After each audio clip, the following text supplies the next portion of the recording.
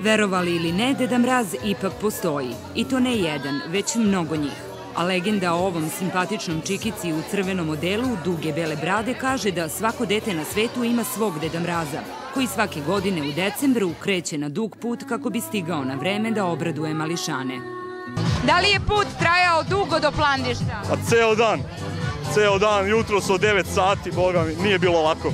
Ove godine, po prvi put, čak 30 Deda Mrazeva je obišlo našu opštinu. Podeljeno je oko 1000 paketića. To su uglavnom slatkiši.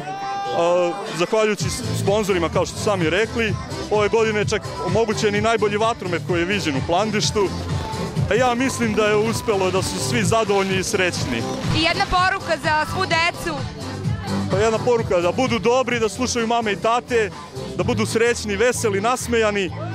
Želim svima srećnu novu godinu i božićne praznike. Verovanje u Deda Mraza podstiče razvoj dečije mašte. Deda Mraz inspiriše dete na jasno izražavanje želja. Deda Mraz je oličenje dobrote, radosti i poštenja. Deca zbog njega pišu pisma i budu dobra tokom čitave godine.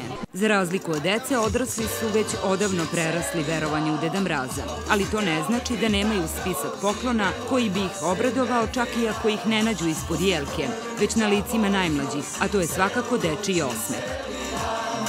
Opustite one kripta, vozi, nemoj da se ne